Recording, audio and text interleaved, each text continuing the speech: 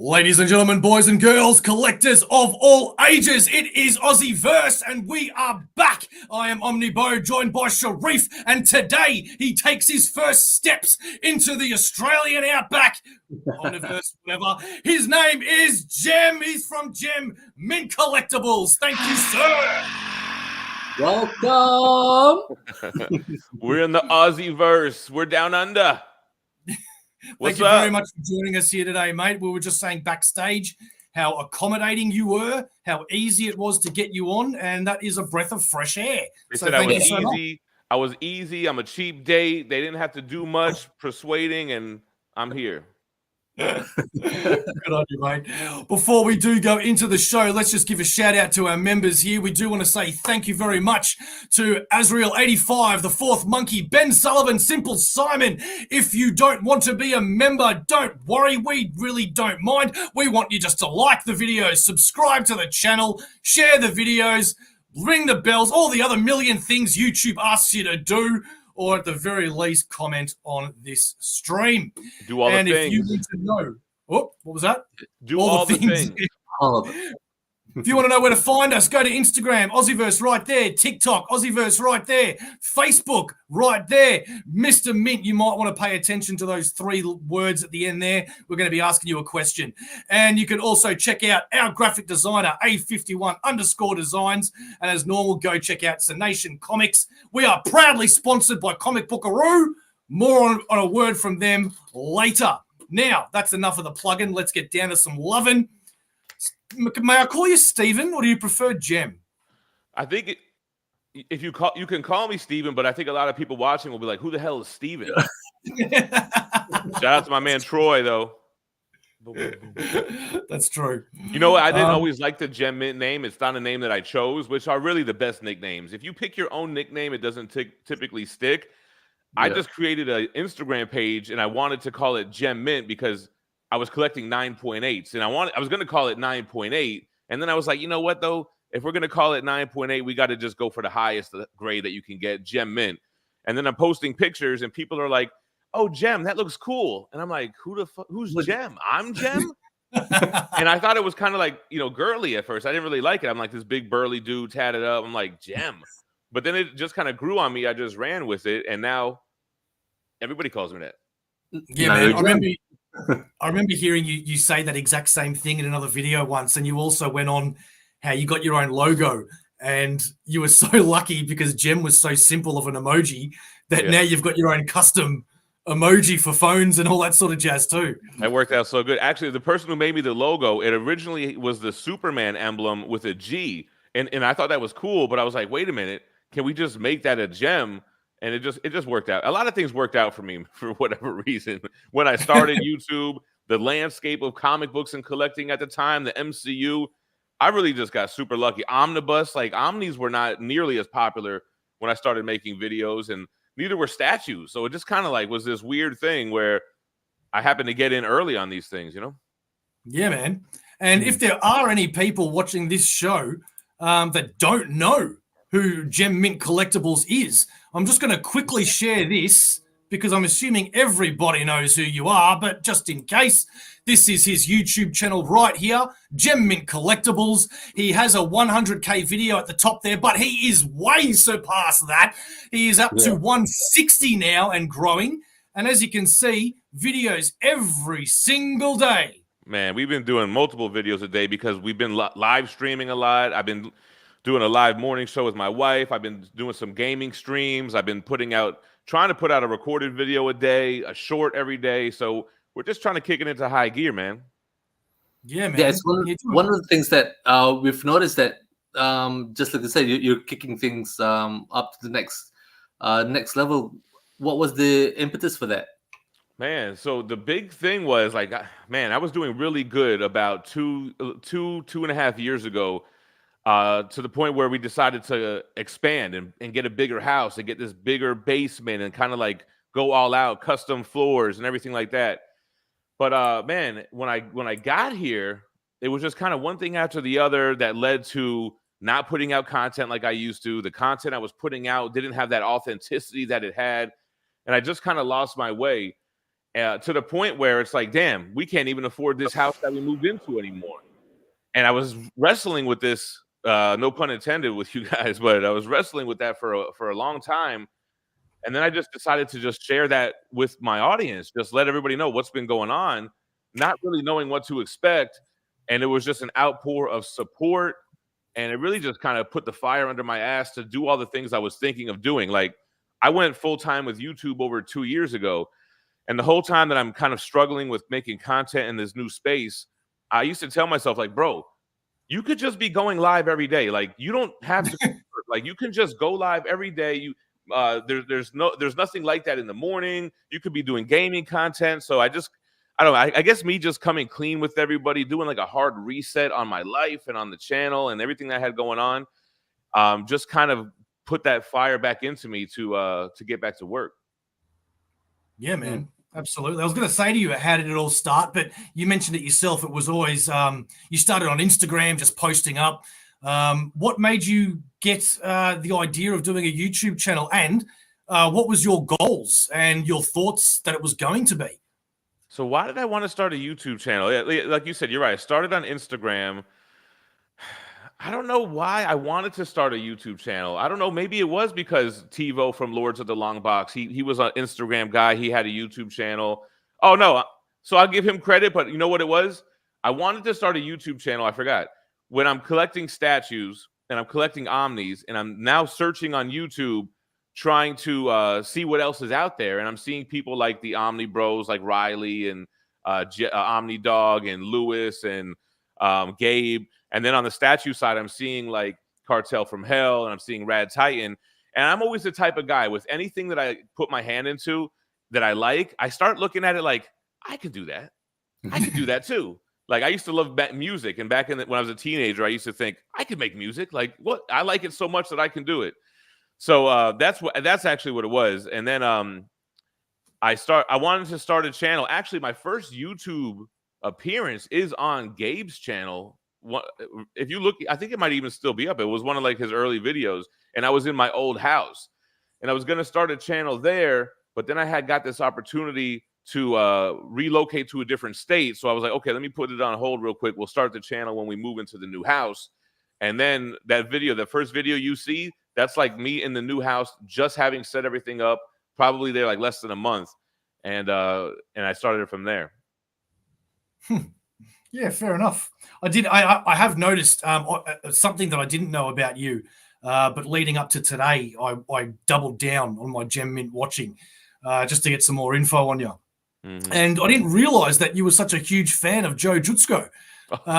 That's something that I've always loved. And I recently, I'm 100%, you did as well, you backed that Kickstarter that the books are probably shipping really soon. I just finally got an email from Kickstarter saying last chance to change your address. So I'm assuming that book is getting shipped. Man, Jutsko's 92 Marvel Masterpieces got me into comic books. I had seen comic book characters before as a kid. I remember the old Spider-Man cartoon, and I distinctly remember him swinging on his webs, but the webs were just going into the sky. I used to be like, okay, where's the webs connecting to? But when I saw his cards, I want to say, man, it was on the playground in elementary school. Troy knows. Me and Troy talk about it all the time. Like, what's the deal with this book?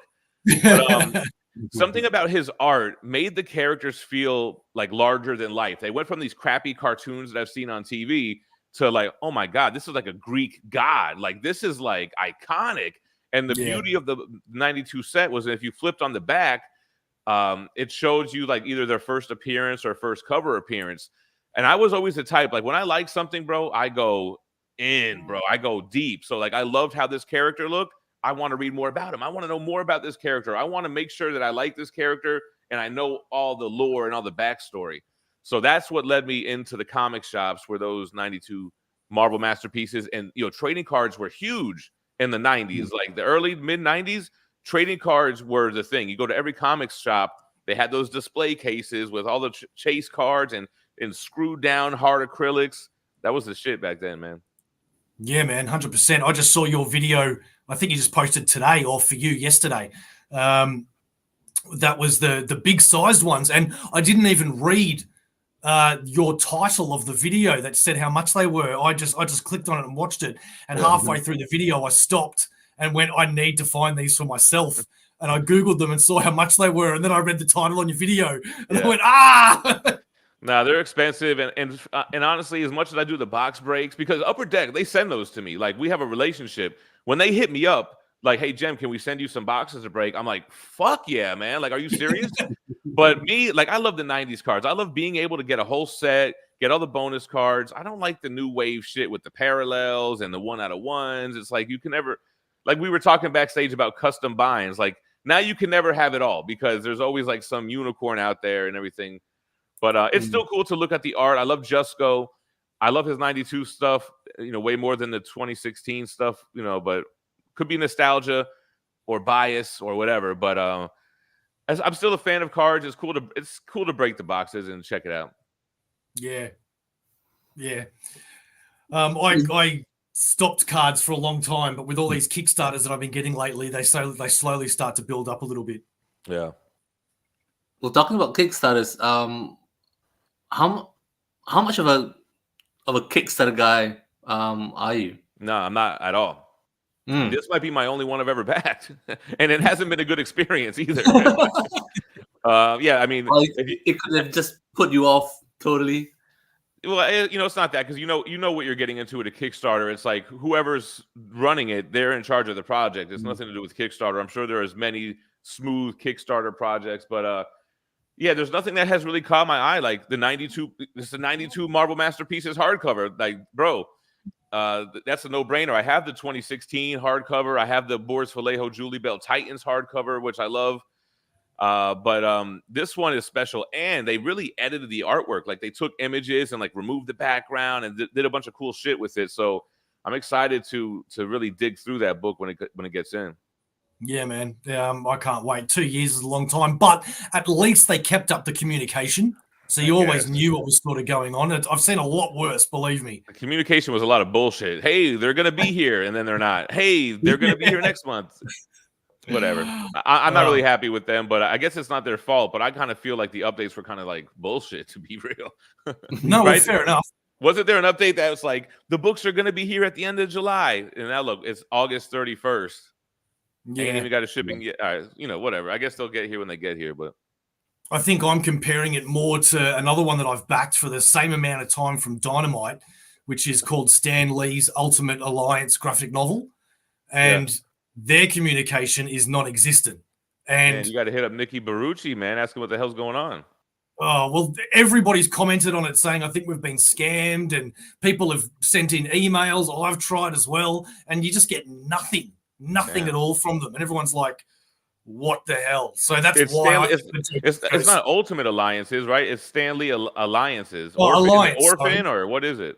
Yeah. Just Stanley Alliance graphic novel. Because I had a whole run of those.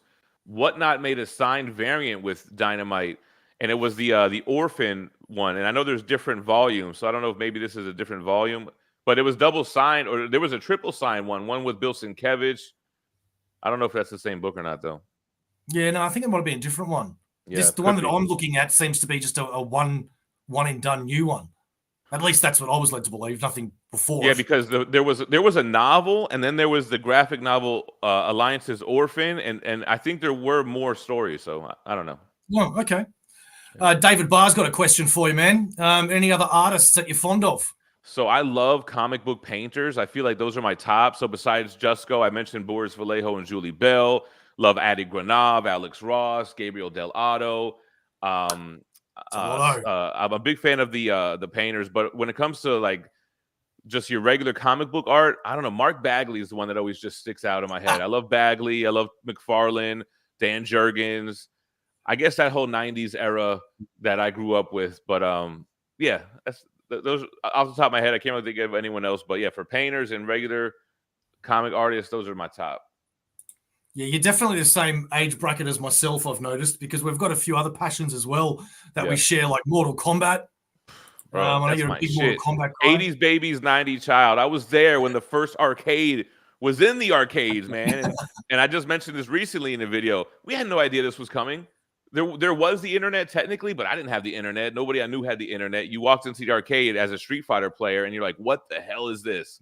And they're killing people, and they look like real people, and they're like ninjas throwing ice balls and shit. Sonation Comics asks, "What arcade games have you got behind you there?" So I got NBA Jam, Marvel vs. Capcom 1. That's the Mortal Kombat cab right there. X-Men, Killer Instinct, and then NBA Jam you can't really see. I used to have a lot more, but when we decided to move, I sold about 8 or 9 cabinets. But these are just the arcade one-ups. These are not like the real deal back in the day. But I had like 3 different Mortal Kombat ones because I had the ones that had the skin from MK1, 2, and 3. And I had like MVC2 and shit, but I sold like half of them. Man, I completely forgot about Killer Instinct. I forgot that existed. I used to love that. Killer Instinct was cool. I was a little bit biased because I was already a diehard MK fan, but the combo breaker, like that shit, man. The audio on Killer Instinct is crazy. I hated that everybody during that time immediately got sucked into the combo shit. I'm like, I like. All right, well, let's get into some omnibus because this is how. Yeah. Oh, I think did we lose Bo? Oh, there you go. You know, we there? Yeah, it's something weird just happened there, so I didn't catch that. Glitched out. We did. Omnibus talk. This is how I personally found you years ago. There was you and another channel that always come up with omnibuses, as I'm sure you're aware. You into what? Well, we're losing me again, I think. What got you into them? I was collecting key issues at the time, CGC. I was buying keys. I was sending them to get graded. I was collecting them. I had Marvel Masterworks soft covers in the past, the trade paperbacks. And again, I've always loved the source material. So even though I'm a collector at heart, I still want to read more about the characters. And one day I stumbled into my local comic shop and I saw the Amazing Spider-Man Omnibus Volume 1. And at this time, I'm collecting every Spider-Man villain key. And I saw it and I was like, oh my God, this is beautiful. It's a hardcover. It collects the first 33 issues. It even has the damn annual and some Fantastic Four issue, if I recall. And I just remember thinking, like, man, all these slabs that I have on the wall that are stuck in these cases, I can read every single one of those issues in here. So I bought the omnibus, loved it. Then I found the Infinity Gauntlet omnibus, and that was a whole different thing because ASM Volume 1 is like, okay, chronological 1 through 33. But then Infinity Gauntlet was like, oh, shit, you got Thanos Quest. You got the 6-issue main series. You got all the tie-ins. You got all the Ron Lim Silver Surfers. You got the epilogue. And I'm like, oh, man, these things collect the whole thing. You don't got to hunt down all these random issues to get the whole story. And then from then on, I was hooked to the point where I sold all the keys. I sold all the keys originally, and I bought an AF-15. And then I was collecting blue chip keys. I had like FF1, X-Men 1, Hulk 181, Avengers 1. But then, like, I just started to look at those like, oh, man, that's just like dollars. But I want content. Like, I want to be able to read this shit. So I ended up selling all the keys, all the blue chip keys. And then I started buying the omnis and the statues. Kind of caught my attention around the same time. And I started collecting all that stuff. Shit, I don't know, maybe around 20. I have a picture on my Instagram. It might be like 2015 or so. 20, yeah, something like that when I got my first one. What was your first one? Yeah, I think it was, I'm pretty sure ASM Volume 1 was my first one. Yeah. And I do have love for Virtual Fighter. I was a beast at Virtual Fighter 2, man. I love that game. As is asking me. So is it still a passion of yours, Omnis? Or has it gone down with your other ventures and passions? Yeah, I still love them. I still collect them. It's not like I want to get out of Omnis whatsoever. I don't feel like I have the time to read them, especially with as much kind of content I've been doing. My attention shifts. Like sometimes I'll be really into Omnis and I'll be devouring them and reading them and doing reviews. But lately I've been feeling more of the gaming thing because on top of everything else, I'm a platinum trophy hunter. I love. I got a platinum yesterday for Berserk and the Band of the Hawk, man. My 84th platinum. I did it live. So that was my first time ever popping a platinum live. Are you guys PSM players at all? Do you do platinums? Yeah, I don't do platinums. I'm not that skilled, but yeah, I am a player. So that's really what I'm into right now. Like I want to get 100 platinum trophies, and they're all legit trophies. and I like being able to stream. And I'm still doing the omnibus stuff. Like me and my wife are currently reading Fantastic Four Volume 1, Stan Lee, Jack Kirby. We're about halfway through. So we need to really finish that because I think that's going to be a good ass review, man. Like us just flipping through those pages and talking shit. And we learned a lot from reading. We learned a lot from reading the letters pages. The letters pages are gold. And it's kind of weird how similar they are. How many years later is this? 60 years later? Yeah. How similar the comments in those letters pages are to YouTube comments. It's like this. We're saying the same shit generation after generation with our complaints and our suggestions. Shit is funny, man. It's funny how time goes and then things are still the same. Yeah. As much as things change, they stay the same for sure. So moving into your next passion, I guess, statues. I'm guessing that would be your next one to talk about because, dude, my God, man. So you do a room tour at the end of every year. Yeah. You've got a playlist for them. Yeah. And I'd suggest everybody goes and checks those out because even if you're not into omnibuses and stuff, room tours. We usually highlight the omnis pretty well in those videos too, I would say. Yeah, actually, you do. You're right. The reason why I was saying that though is because those statues, man, like they change a few times because I know you sell some and you get different ones.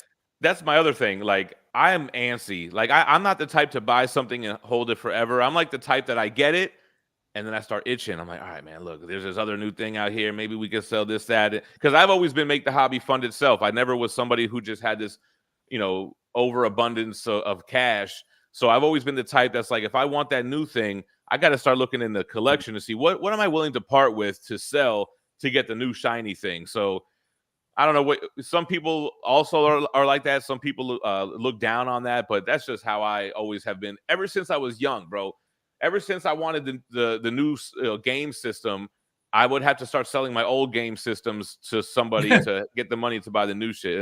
Unless it was like a birthday or a holiday where your parents would get it for you. I remember selling trading cards back in the day to hustle up to buy whatever the hell I was trying to buy at the time.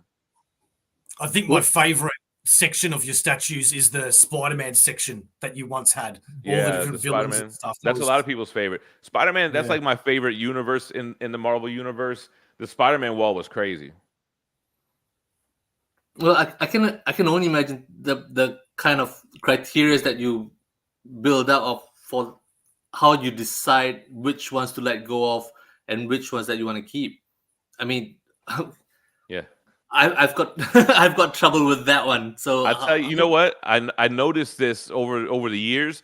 Once I complete a line, then it gets dangerous because there's nothing more coming in to add to it. It's just done. So that's to me where it starts going on the chopping block. Because if I'm actively collecting a line, I'm least likely to sell things that go with it because I got other pieces coming in. Yeah. So that's kind of one of the things that I look at. Sometimes I start to like focus your collection. Maybe I'll be scattered with so many different lines, and I'll be like, all right, you know what? Let's just keep Marvel and Berserk. So Transformers got to go. Like, sometimes I'll do it like that. Right now, man, unfortunately, I have the least amount of statues that I've had in a long time just because I've overextended myself with this living space. I had to sell the majority of my statues. But I'm also excited about that because now I have a chance to build back up. And I've done that before. I've sold all my statues before because the thing about statues is there is no shortage of new ones being made every day. So sometimes it's kind of cool to like get rid of everything, build up that capital, and start building a new collection with a different theme and new pieces, which also really helps for the channel too, if you think about it, because it kind of keeps the content moving. Yes, I've heard about this thing called curating, but it's something I got to try. Yeah. What's I don't know Peter Lane's comment here. I remember the drama Gem Mint had with an Iceman statue. What's that about? So my content is like 99.9% positive comment. It's usually something that I buy or that I obtained it one way or the other because I like it and I enjoy it and I want to show it off.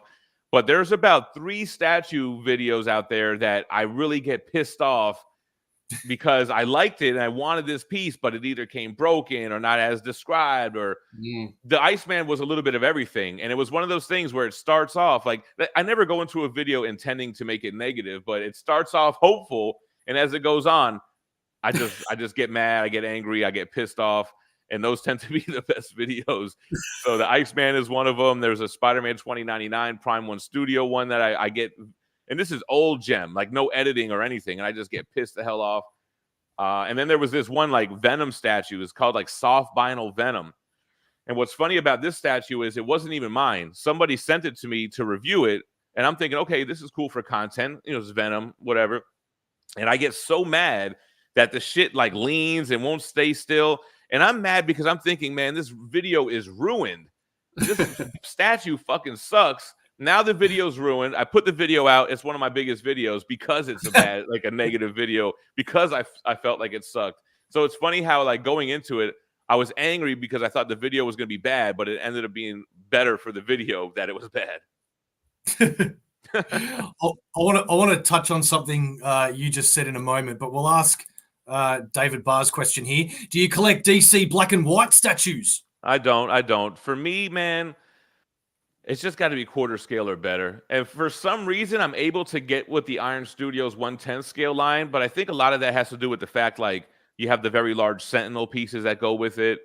But the black and white Batman, you know what else it is? I need to be able to assemble it. If it comes already assembled, it doesn't do it for me. At least with the Iron Studios 1/10, you got the base, the character, the arms, the weapon, the portrait. Like, I don't know. Something about the stagnant pieces I just can't really get into. Yeah, okay, I can get that. What I wanted to touch on was a choice. I don't know if this was a conscious. Well, no, it would have been a conscious decision. Otherwise, they wouldn't be up on YouTube. But instead of having videos that are just omnibuses, just statues, just promoting stuff that you've bought and stuff that you want to read, which is a lot of what we do as well, and what a lot of other channels do. One thing that I noticed with your channel that I find quite ballsy and commendable, if I'm being honest, is it's not negative, for lack of a better word. You make personal videos out there with a bit of a negative story behind it, and it's you just being you. It's you just being real. For example, PayPal dispute, somebody trying to scam you, you buying a house, selling a house. So I guess what I'm trying to ask is, how do you go about deciding what is something that I want to share with the world? And how does that make you feel after they go up and the different comments that you can get? Because like I said, I think it's quite ballsy, and I think it's commendable that you do that, because I've wanted to do that myself with some things, and I talk myself out of it, and I go, I don't want to be that vulnerable.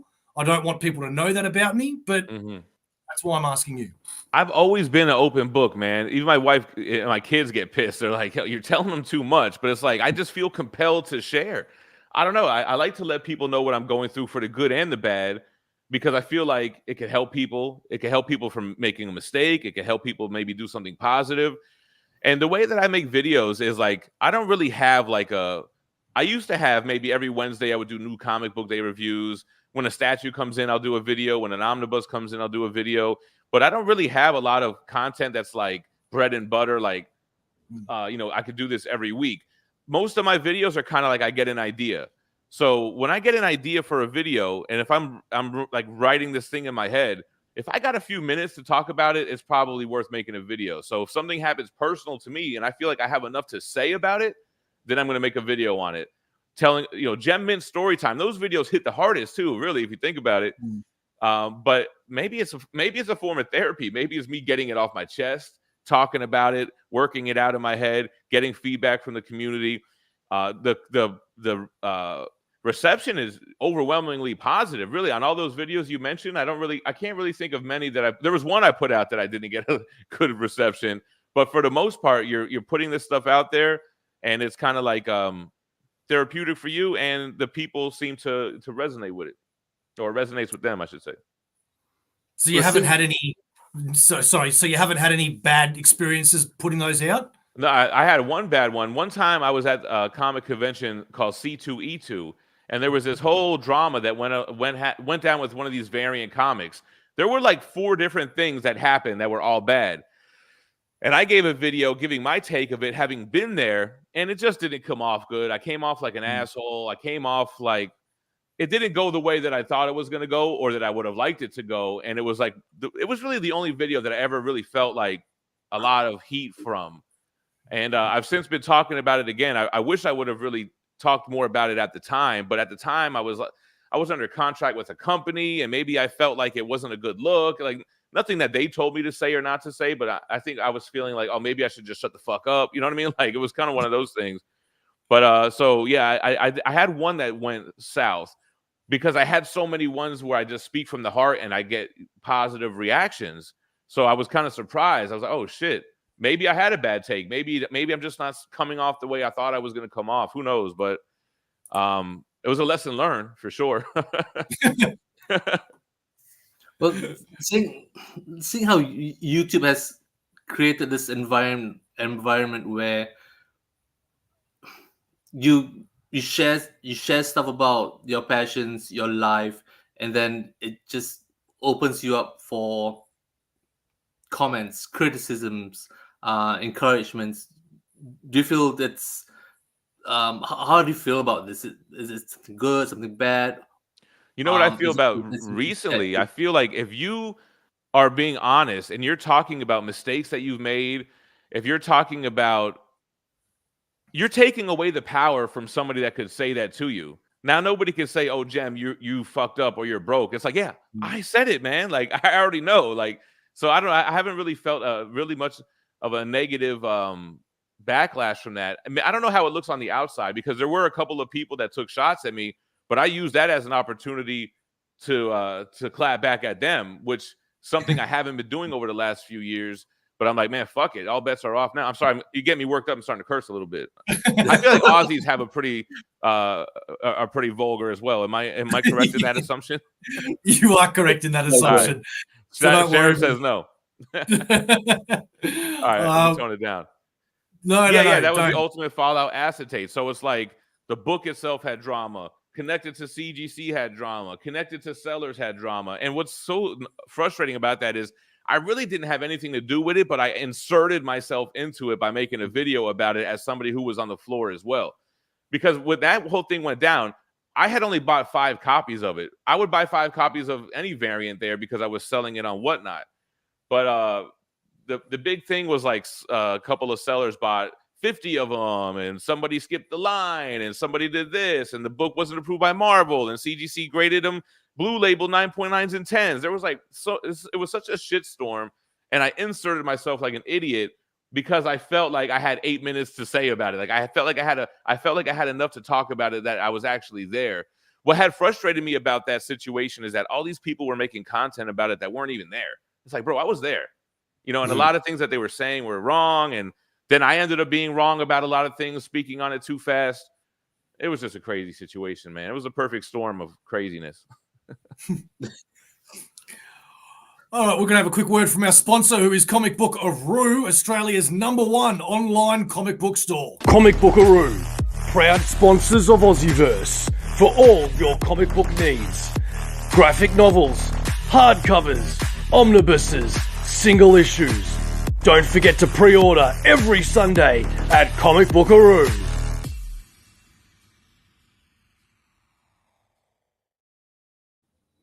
It was a good ad placement right there. A nice break, 30-minute mark after a nice little story. I've been watching. I've been learning. Even when things get addressed, people will always bring up the past issue. That's because people love to always talk about negativity. It's so much easier than positivity. Well, that and then you know that not everybody sees every video, you know. So you know this person may have only seen one take, and they don't see all the other videos on it or what have you. Yeah, that is true. And phenomenal here. He's got a good call as well. Gem's awesome. That real raw energy he brings on the omnibus reviews have helped a ton. And I'd have to agree with that. Do you know what do you when people say your top 5 omnis and top 5 comics and characters, does yours change or have you got a set top 5 list for everything? No, well, I think it changes as new stuff come out. Like Spider-Man 2099 Volume 1 made my top 5 easily. But it's hard to even make a top 5 because I could easily say like Uncanny X-Force, Spider-Man 2099, Spider-Man by McFarlane. But then I'm like, oh shit, what about Uncanny X-Men 1? What about ASM 1? What about Ghost Rider by Danny Ketch Ghost Rider 1? Like, there's probably a rotating top 10 depending on, Death and Return of Superman, New 52 Batman. So yeah, I mean, there's probably a rotating top 10, and maybe, as new stuff comes out, it can move stuff up and down a little bit more. How happy were you with that Ghost Rider announcement? Bro, and my thing is, I don't watch the Omar announcements. There's nothing against him. It's just I don't really watch YouTube like that much. And so when stuff will get sent to me, it's my first time even knowing about it. So I'm like, oh shit, they fucking made it. Excuse my French. But yeah, I was super hyped for that. I'm hyped to see it's a volume 1. I do trust in Marvel now that they'll continue and finish these volumes. They've been pretty good at that for the last couple of years. Whereas in the past, you had a volume 1. You didn't know if you would ever see a volume 2. In many cases, not, right? So except for years later, like Ultimate Spider-Man comes to mind. It's like Ultimate Spider-Man volume 1, and then it took 10 years to get volume 2. Yeah. I think that's also because it's changed a lot, the collecting from then till now. I think Marvel have nearly reprinted, well, I was going to say all, but that's not true, but the huge amount of books that were out of print, in the last 2 years. I don't even can think about out of print Marvel Omnis anymore, because in my mind, if it's out of print, it's going to get a reprint eventually. Like they're pretty consistent with keeping new printings coming out. A little bit too much, where it's like, geez, how many prints of this book do we have? Yeah. I got 6 arcade cabs in here right now. Do you still have The Simpsons? No, I sold that one. Oh, okay.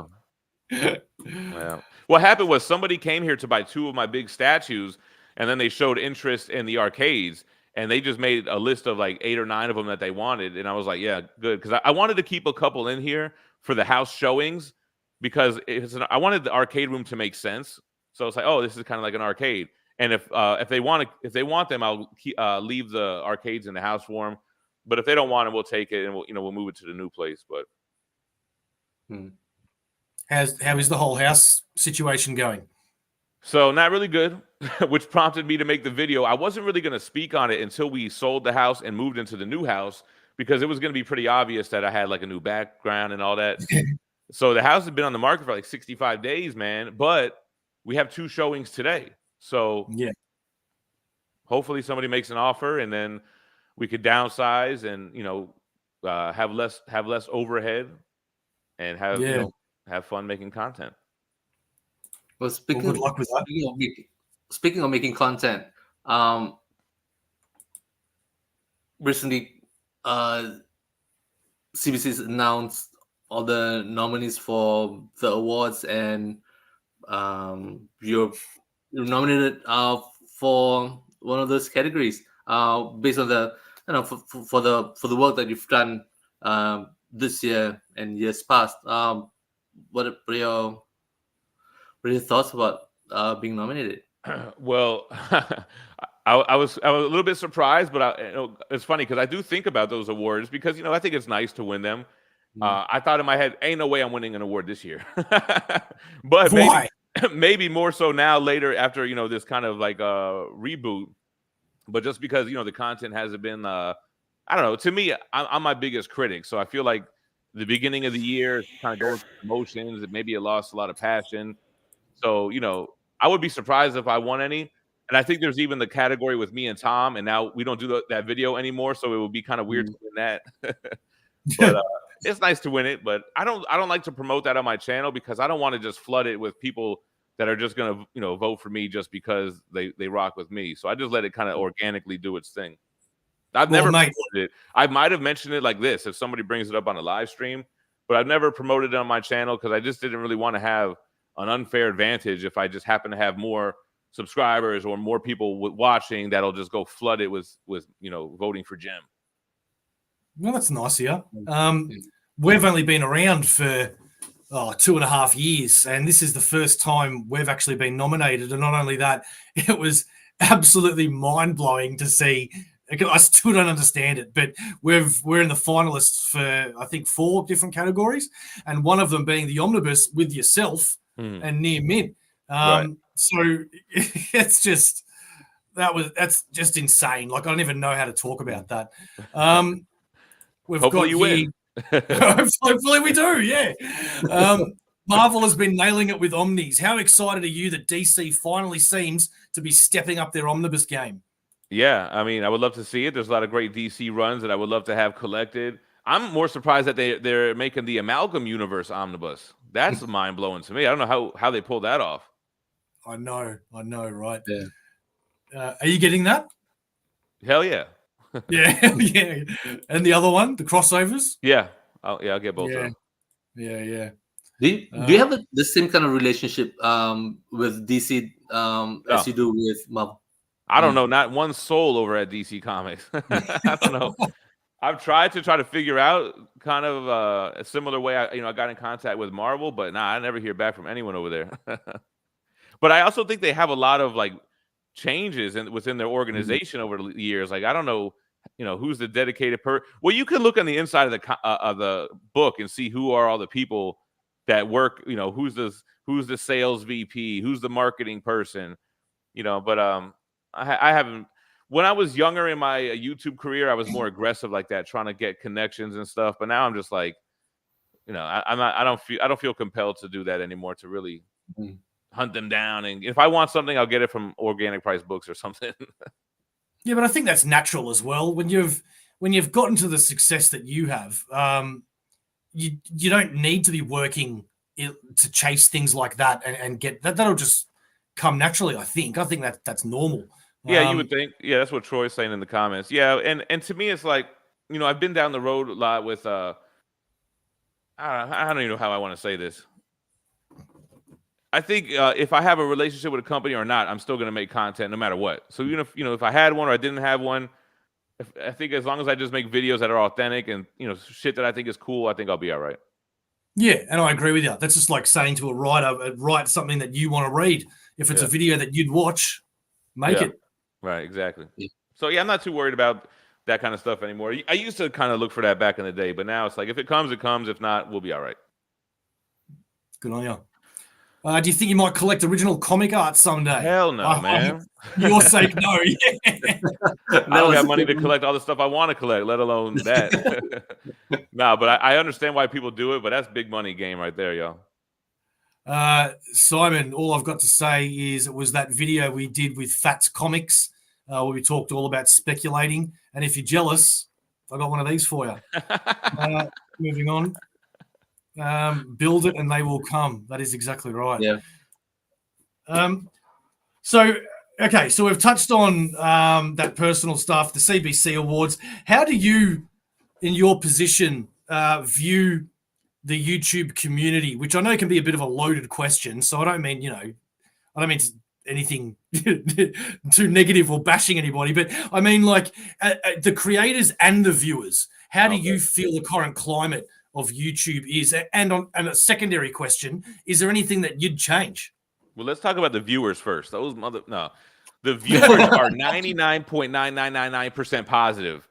So I don't want to like ever downplay that. Like the support that you get on YouTube is amazing. I'm sure you guys realize it with your viewers, and man, the people that engage and just watch and all that stuff, they're great, man. It sucks that you have a 0.01% that have negativity, and unfortunately it's human nature to let those stick with you the most. But I don't like how we as people are gravitate towards negative content. If I do a negative video, it'll always perform better than a positive video. And I'm not that type of guy. Like, I don't really have it in me to make negative videos every day. I couldn't even, my brain doesn't even work that way to come up with that. I couldn't even do it if I tried to. So I don't like that negativity sells. I don't like that. Yeah. And as far as content creators, it's cutthroat out here, man. It's like, it's cutthroat. It's cutthroat business. But I tend to get along with most, even people that once were negative toward me. I think I let my ego go this year, man, with the situation I've been going through. and sharing it and being public with it. I let my ego go. I learned to accept criticism about me and know that a lot of it was warranted and that I needed to make changes. So I really appreciate that. I know like the whole Sticky Goose thing. I know you guys have had your run-ins with him. I didn't know that until after I agreed to come onto this, by the way. But I noticed that. But with Sticky Goose, man, I noticed that, man, this dude was a fan that's being honest on why he doesn't like you anymore. And I think there was a lot of truth to what he was saying about me personally. So I think, you know, a lot of times with criticism, there's truth there that you can't just be blinded by, oh, this is a hater. Okay, but what are they saying? Like there might be some good feedback within there. Maybe it's disguised as being negative, but maybe there is some truth to it. So I've been learning to let the ego go. I've been learning to laugh at myself, make fun of myself. And I think it's actually been beneficial for me, man, to be honest. Yeah, well, that's actually some pretty powerful stuff, because no matter how old you get, and you think you know better from life's lessons, you still make mistakes. And I'm saying that because you brought up Sticky Goose, and yeah, I've got to be honest. I probably owe the guy an apology, because so I said a couple of comments on a couple of his videos, and even though I think essentially what I said I was right in the way I said it and the words I chose, I should have known better, and there was no need to word it that way. So I doubt he's ever watching any of our videos, but if he is, I am sorry to you, bud. You should always be able to be positive, even when you're being negative, really. And usually you can take a step back and count to 10, think about what you're going to say before doing it. Right. But, you know, we're all human, and I think we continue to make mistakes, and as long as we grow from them. But anyway, moving on. One thing I do want to share before we get into some more comments, and this is thank you again to one of our members, Azriel. He's informed me, which I didn't know about, dude, that you've had some collaborations going on with some comics before. I'm just trying to find the pictures. Here we go. So, like this, for example, you do your poo. Yeah. And you've got the Exiled. Yeah. Oh, look at him. He got the Gem Mint Sig. So I was making some exclusive variants because when I was on Whatnot, I was sponsored by Whatnot to promote the app, right? So it was like any kind of sponsorship that you guys would have on the channel, right?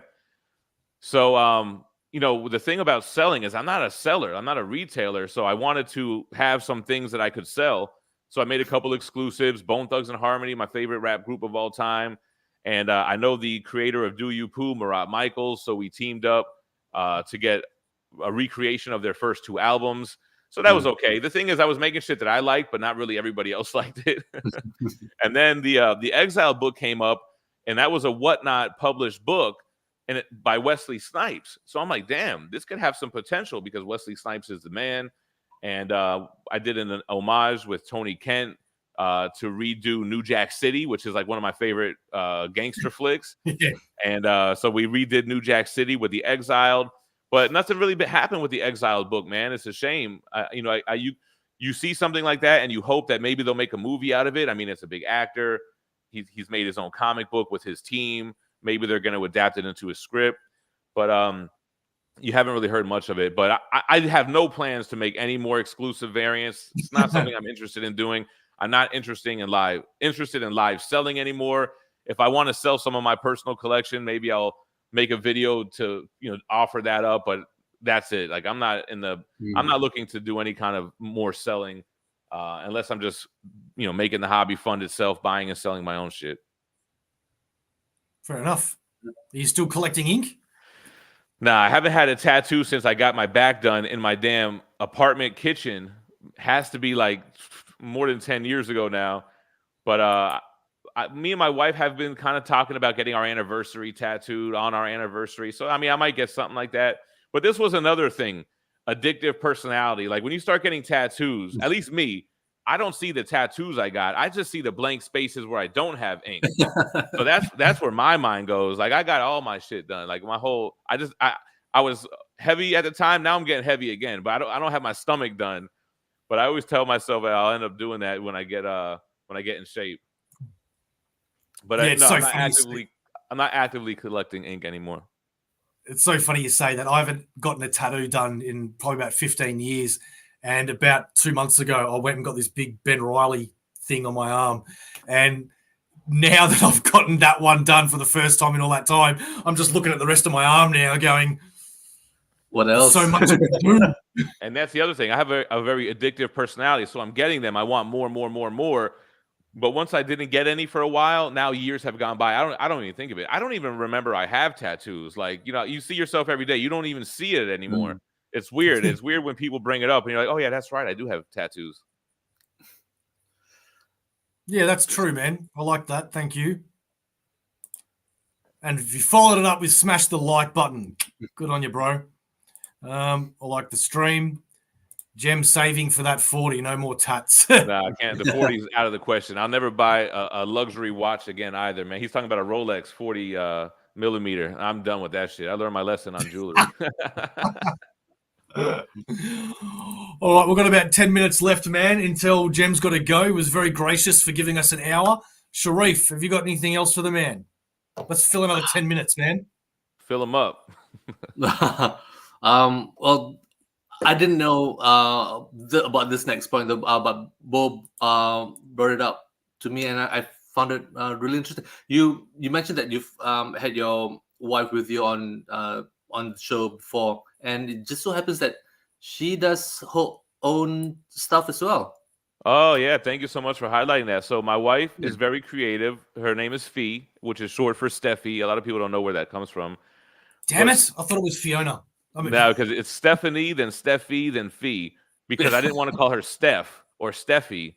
So I just made that up. I gave her that nickname 23 years ago or whatever. But she's very creative. She likes to go thrifting, and then she takes the thrifted graphic tees, the thrifted denim jeans, and she likes to make these bags out of them.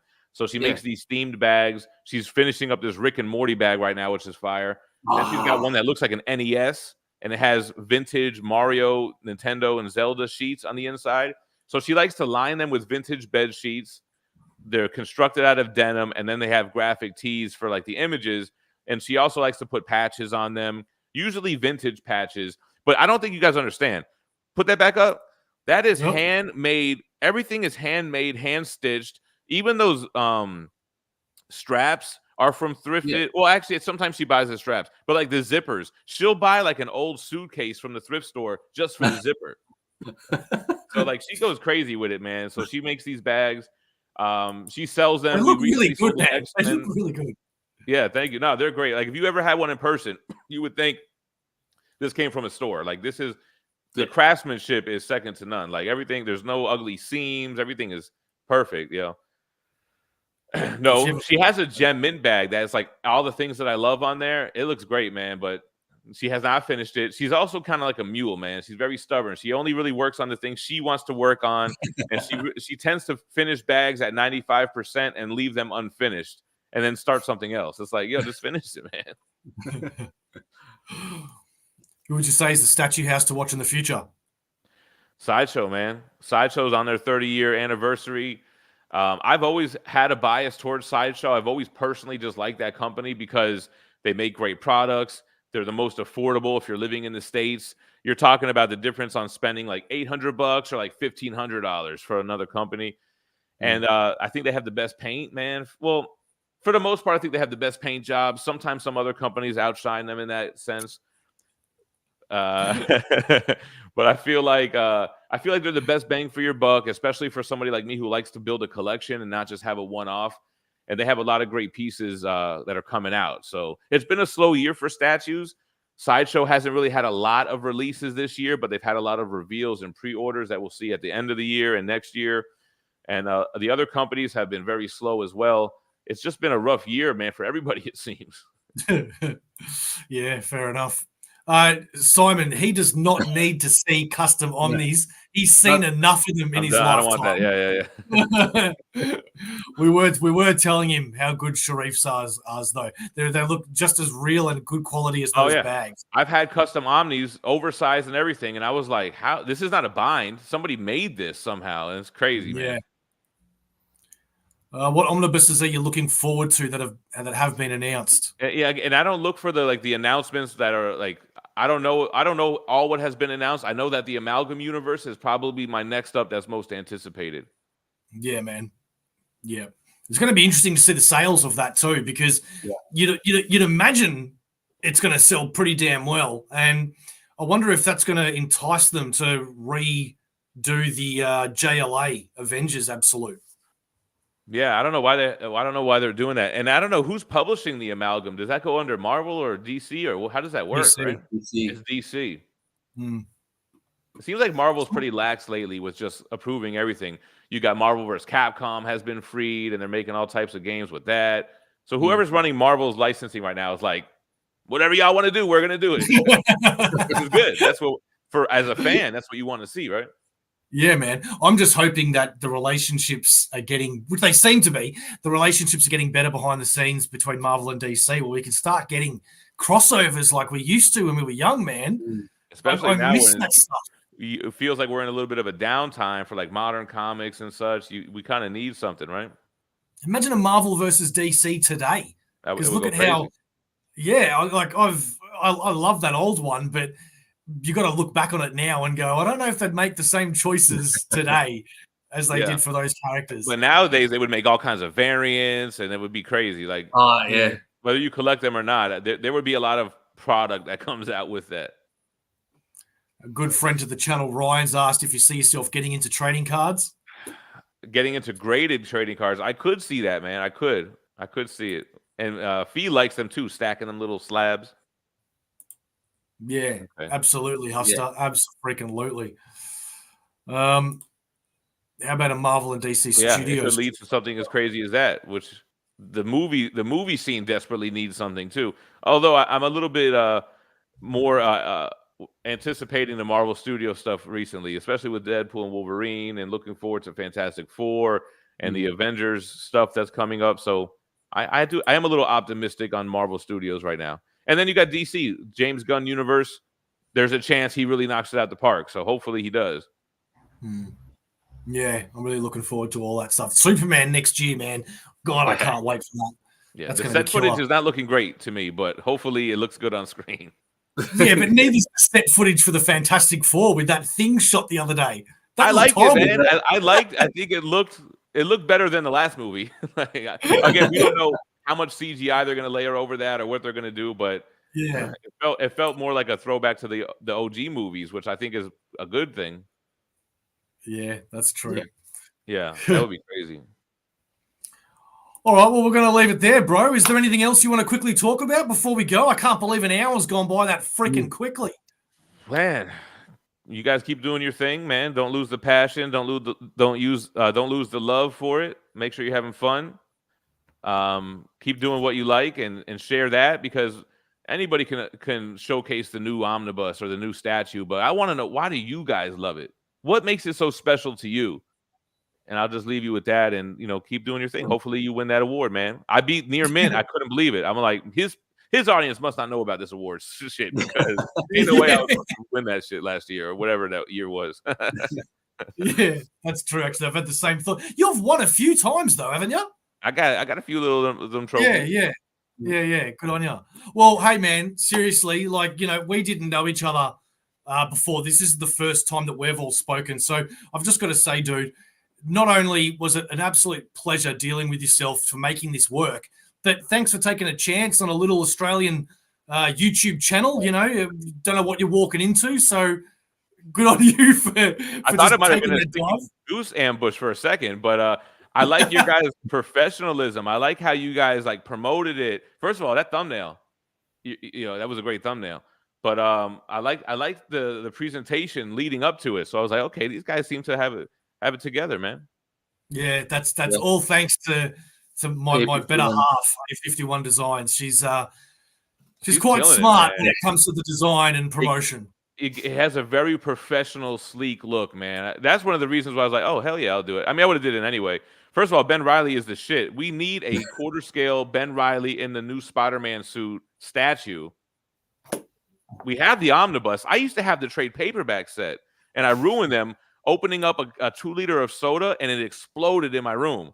Oh, It was crazy. And I ruined the trade paperbacks back in the day. But then I can't believe they made Omnibus for all that content. You have them all, I'm sure. Clone Saga, Ben Riley Saga. Yeah. That's the shit right there, bro. Mate, Ben Riley. Claudia, shout out to Claudia. Yo, she killed it, man. Sharif said, Ben Riley's my favorite, man. My favorite character. I love that. Yeah. Oh, okay. Yeah, exactly. Oh, what the hell is? Oh, that's a custom bind. Oh, you bastard. Damn. I just had to. We need a sideshow statue of that too, man. We don't have a sideshow Scarlet Spider. We don't have a sideshow Spider-Man 2099. I'm a Spider head, bro. Yeah. No, I know. All right, man. I gotta get the hell out of here, man. But yo, thank you for having me. Thanks for asking me to come on and even giving a shit. So I appreciate it. Love all you guys in the chat. Circumstances as Claudia Huffster, my boy Huffster's in the chat. So shout out to everybody watching, man. Come through. If you guys are chilling around this time, I usually go live Monday through Friday right at this time. So if you're up on a midnight in Australia, come check me out. Awesome. We certainly will, man. And if you ever want to come back on, please hit us up. We would love to have you back, dude. Thank you once again. This has been AussieVerse. We have been chilling here with Gem, and we've got one final question to ask the guy before he has to jet, and that is, my friend, what is AussieVerse? For life. Hey, for life. That's right. Thank you very much. We'll catch you next time, ladies and gentlemen.